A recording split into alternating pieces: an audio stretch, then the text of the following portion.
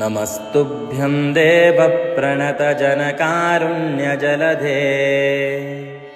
विधेहि स्वीये मय्य विदुषिदयालेशमनिशम् क्षमस्व स्वामिन्मे सकलमपराधं रघुपते